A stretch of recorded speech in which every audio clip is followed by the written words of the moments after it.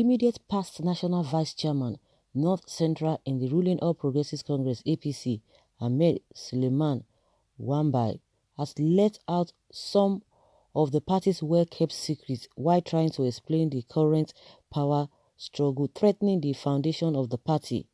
Wambai, who spoke with Romanos Ugu in Abuja, detailed how Adams Oshiomole, the ex-national chairman of the party, doled out billions of naira to ensure APC won the governorship election in Imo, Kwara, Gombe, Zamfara and Benue states. He said APC is not a political party but an amalgamation of interests just for the purpose of grabbing power, and as he insisted that the battle to control the party ahead of the 2023 presidency led to the failure of the party to win the recent Edo governorship election. They sacked Oshiomole and they gang up against a national leader of the party, Asiwaju Bola Tinubu, by APC governors. He boasted that despite losing the Edo governorship seats at the poll, the party would still remove Godwin Obaseki on technical grounds using the courts. His words, Oshiomole was the only person that gave 20 million naira and 10 million naira contributions to all the senators and House of Representatives candidates during the election. He was the only person that gave some governorship candidates of some states were desired to win, like Imo, Kwara, Gombe and Zamfara, 1 billion naira each. Benue, about 700 million naira.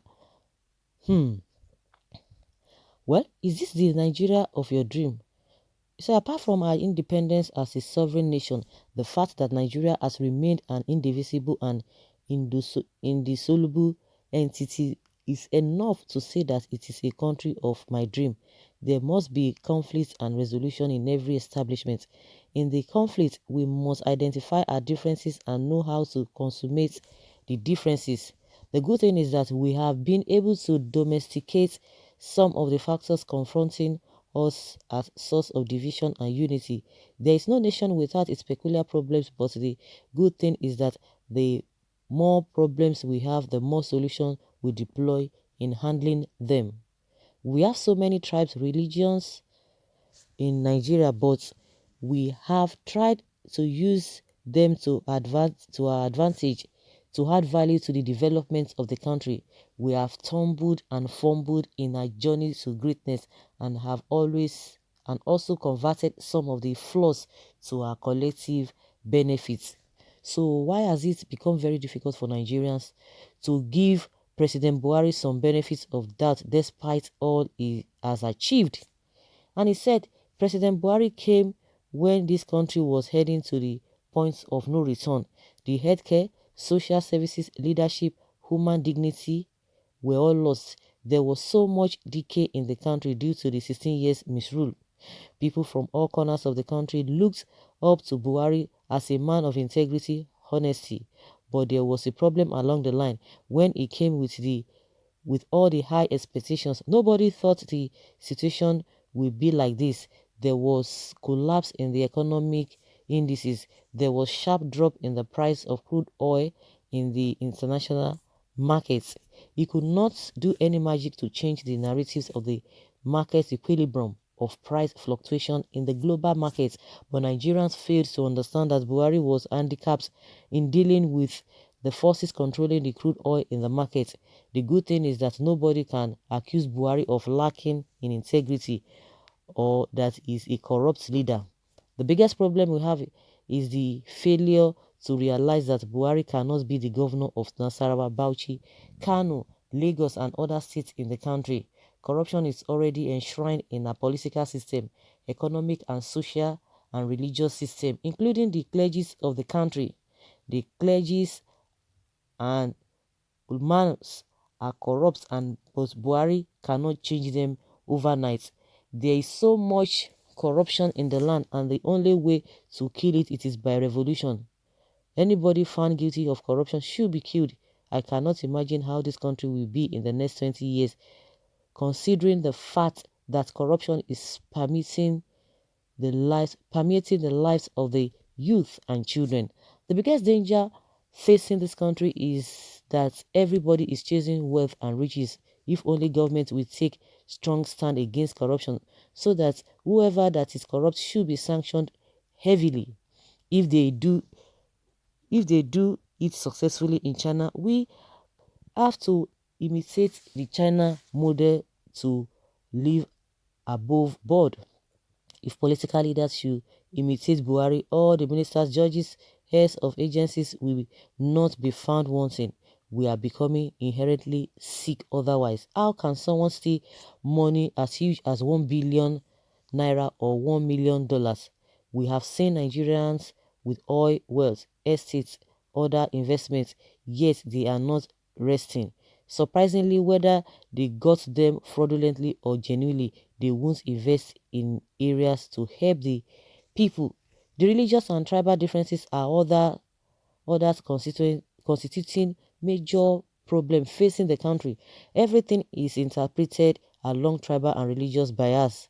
We have failed to capitalize on using such differences as a catalyst for the development of the country. We have failed to realize that anybody that can provide good leadership should be regarded as a leader irrespective of his religion and tribe.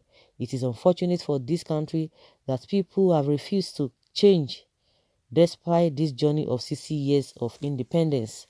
Another serious problem is lack of ideological discipline by the political leaders. All these people in the PDP previously are now in charge of the proceedings in the APC. They have held the leadership of the country hostage. We have seen politicians in APC today, PDP tomorrow, and back to APC again.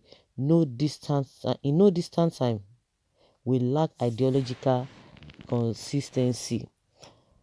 Well, these people are always making excuses for Buhari. Buhari is not corrupt, but he brings all the corrupt people to do one or two things. He's comfortable with them, he's okay with them. So what are we talking about? These excuses will not help anybody. It will not help those who are making excuses, those who are defending him, and himself is not helping matter. Just like somebody made an analogy that you don't eat beans but you love mama and akara. So what are we talking about?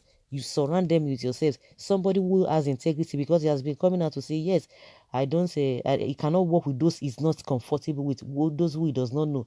So that means he knows these people that you guys are talking that they are from PDP and now they are holding key positions. Who is fully who? And come to think of it, you know that now that Oshiomole is nowhere now, he does not hold any position. Even while he was holding the position of the chairmanship of the party, we have had a series of allegations here and there. Now, because it's not, they can begin to explain better. Because now they will tell you, oh, this is the governors that are really against Oshiomole. They don't want to go in line with the way he wants things to go properly. He's the one who came to revive the party. According to what Oshiomole said, oh, that the president told him to come and build the party, and 2 years down the line he was sacked and removed, and we saw the problem he created in Edo State. And now they can tell us, even that 2019 election, a lot of people came out, they said they gave Oshiomole money, but the same Buhari that this man is making excuses for, they didn't say anything about it. The only thing they just carefully remove him. What about all those allegations? But believe you me, it were to be a strong opposition doing all those things, do you think the DSS wouldn't have gone ahead of him? They talk about a corruption. Buhari is not he cannot be held responsible. Who told you? You guys can just be deceiving yourself. Bullion van. Yes, somebody came out and told us that it is his money in this age and time. Believe you me, if it were to be somebody who is not corrupt, if it were to be an ordinary person, an individual, an ordinary citizen that display that kind of thing, do you think the police wouldn't have gone after him? And some people who do not think, they will tell you whether it is your father's money that is missing, it's your father's money missing. Believe me, if it were to be an ordinary citizen that displayed that impunity and indiscipline that Asiwaju Bola Ahmed displayed, wouldn't they have arrested him, or they called the person to order? The person will not even try it. That is when they will now begin to bring all the laws in this country. You see, and you are making excuses for who? Tinubu and Buhari, are they not working together? Somebody displayed that act of indiscipline, and you are telling us that it does not matter. But if it were to be other people, you look the other way around. Is that not corruption? What are we talking about? These people should pack well. Oh, Oshiomole, to all the allegations, they try to bury it down. Nobody wants to talk about it. Is that how things are being done? You talk about corruption. Is corruption only stealing money? when you are favoring other people, some people over others? Is that not corruption? Is corruption only stealing money? When you don't do the right thing, when you favor some people who are not competent and they do bad things, you don't do anything, is that not corruption? So what are we talking about? These people, they will not change. We see Oshiomole now, they are disgracing Oshiomole here and there now. I think it's done everyone now. They will tell you Oshiomole is this, Oshiomole is that. So guys, let's hear your opinion on this. Leave your comments and let's know your thoughts.